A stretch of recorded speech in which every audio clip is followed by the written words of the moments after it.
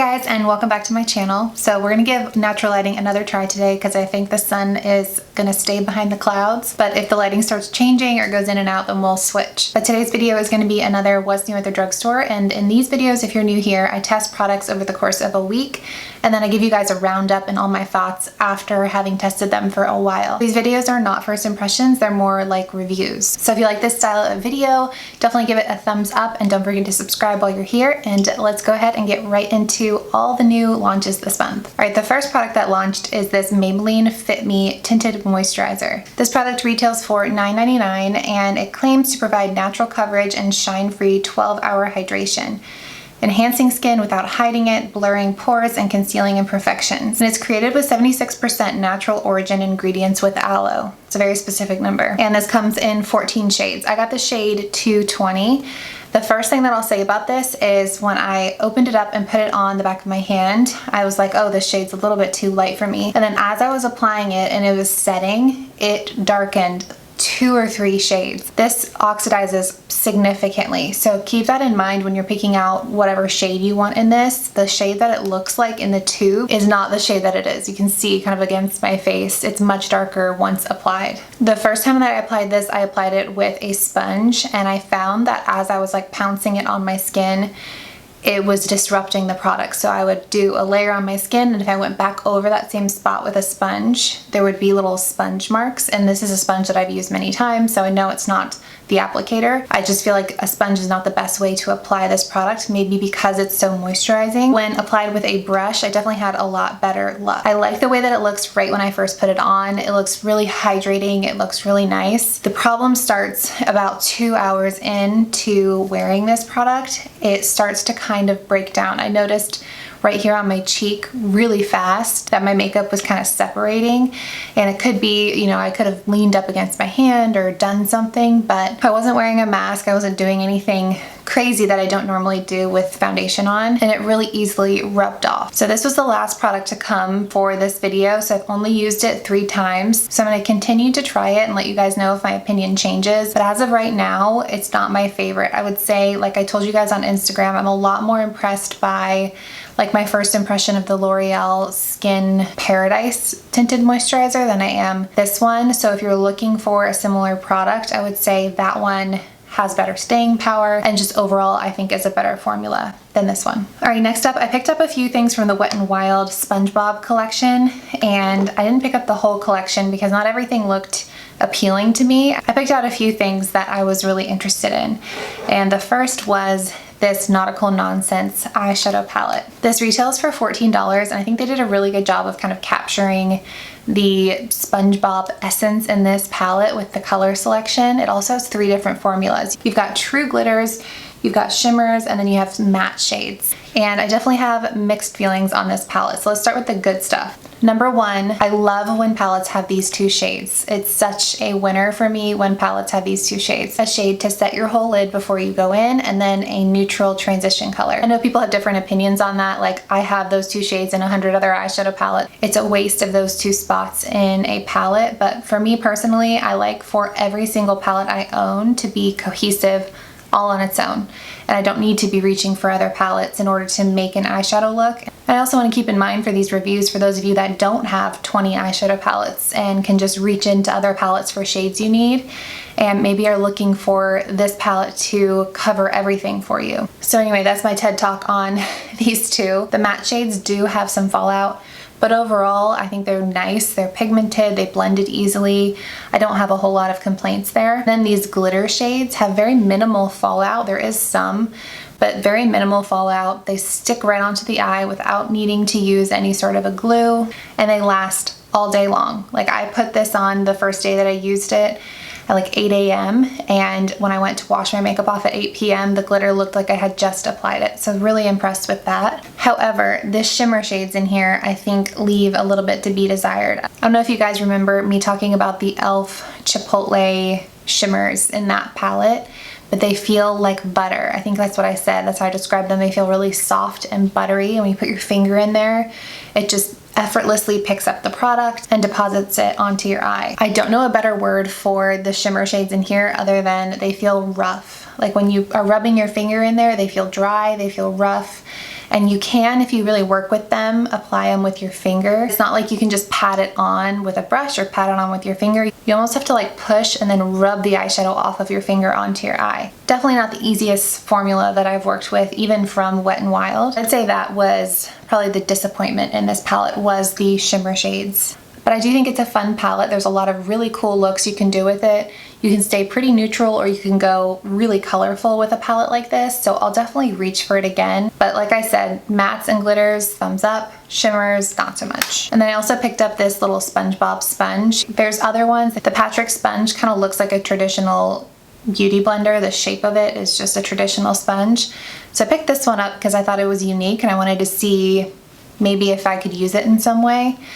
Using this for foundation was a no-go. The shape is just too boxy to get everywhere you want to get with this. But what I did find it to be really good for, as I used today, was applying contour. So if you're using a cream contour and you want to keep it really kind of focused right here, a bronzer contour, a blush, a liquid highlight, this almost creates that line for you and keeps it really focused to that area instead of using the bottom of a sponge, which may distribute it out a little bit farther than you're wanting it to go. And then the other use that I can see for this is for those of you that bake your face. I don't personally do it, but I've seen a lot of people do it. I've seen Kim Kardashian do it, where they want to kind of cut right here up underneath their contour line to make it really sharp.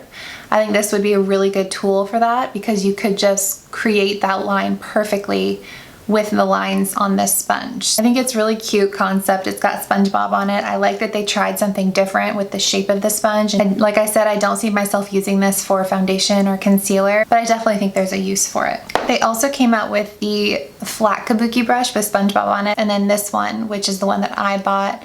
I can't remember her name, it's slipping my mind. It's been a while, but it's this cute little character. She was one of my favorites. It's pink, it's fun, and I used this a couple of times to apply my foundation, and I had really good results. It's kind of just your standard Kabuki brush. I can't say there's anything groundbreaking about this, but for this and everything else in this collection, if you're a SpongeBob lover and just find the nostalgia here fun, these are really cool products to pick up and kind of tap into those memories and make you smile when you're putting your makeup on. So like I said, nothing super groundbreaking, but cute and does the job. Then the last thing I got from the collection was this Wet n Wild SpongeBob Highlighter. We all know Wet n Wild highlighters are epic. They are some of my absolute favorite at the drugstore, and this formula was no different. It is a beautiful, super pigmented highlighter. Let me just show you guys. I mean, it's incredibly pigmented. The reason I didn't apply it today, and the reason that I don't see myself using it a whole lot as a highlighter, maybe as an eyeshadow, is because it's very gold. I don't know if you guys can see the undertone there, but it leans very yellow. I could see that being really flattering potentially on deeper skin tones. On my skin tone, it just looked like I had yellow on the tops of my cheekbones, and that's just not my style. I know there are high-end makeup brands that make really cool shades of highlight, so if you're into that, this is a really affordable way to tap into that trend. But for me, definitely can see myself using this as an eyeshadow. The formula is top notch as expected with Wet n Wild highlighters, but the color is just not my favorite. Moving on to a new blush by Burt's Bees. This is their new Color Nurture Cream Blush. I got mine in the shade 1270, which is Guava Meringue. This retails for $9.99. It's pretty small, and it claims to have a creamy formula that blends easily. It has vitamin E in it. It's naturally formulated without parabens, sulfates, SLS, or petroleum. One thing that I will say, as soon as I opened it, I could smell it. It's heavily fragranced. So if that bothers you, just know that this is pretty heavily fragranced. This blush is definitely more on the natural side. So I know I've talked a lot about the Undone Beauty cream blush, and that's really pigmented and you can put a little bit and blend it out. This one, you can load it on and it's just gonna give you a really sheer wash of color. So if you're looking for something super pigmented, probably not the one. But if you want something really natural that does not allow you to apply too much, you can't really mess it up, this is a good formula for that. One thing that I have noticed is that it doesn't apply super well over powder. Like my Honest blush, my Undone Beauty blush, other cream blushes that I have, I can either apply them underneath my powder, or if I forget or I want to apply them over for a little bit of a sheen, I have no problem. With this one, I found that it didn't apply super well over powder. So I definitely recommend applying this prior to any powder products on your face. They came out also with a cream eyeshadow and a primer that I really want to try, but they've been sold out for a while, so I'll definitely keep you guys posted there. This one, I think it's a good product. It just depends on your preference. All right, next up I have a couple of products from Joah Beauty. I had a couple videos back where somebody had asked that I try Joah Beauty, and it got so many likes, and I know a lot of you guys have been interested in this brand. So I was really excited to try this new palette from them. This is their Chasing the Sun palette, and this is the first product I've tried from Joah Beauty.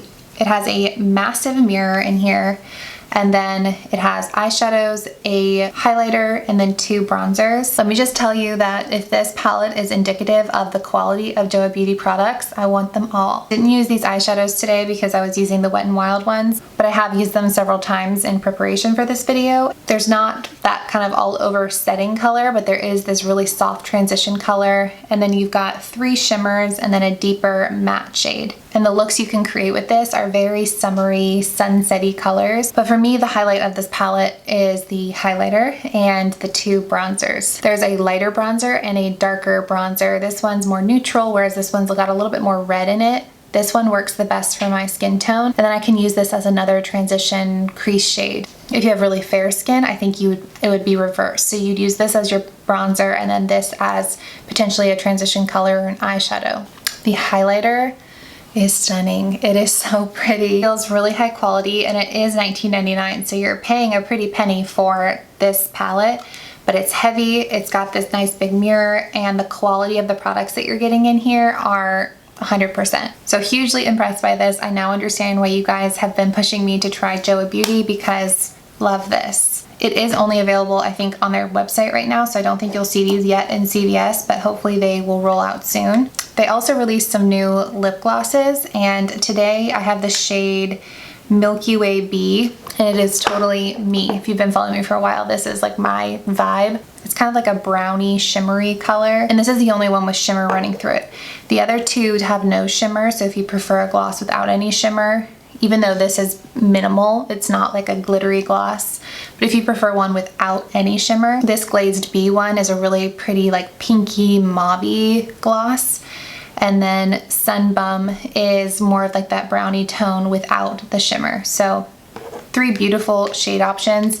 I like to have a little bit of a sheen to my glosses, so the Milky Way Bee is the one that I prefer. And one thing I forgot to mention, when I ordered the Wet n Wild products from Ulta, they also sent, I don't know if this happens every time you purchase something from Wet n Wild or if it was a special, but they sent this little headband with my order, and I think it's super cute. So just a little bonus if you're in the market for one of those anyway. But that is everything. Those are all the products that I wanted to share with you guys today. I hope you guys enjoyed this video. If you did, give it a thumbs up. See, the lighting has kind of changed, so hopefully it hasn't been too distracting, but thank you guys so much for watching, and I will see you in my next one.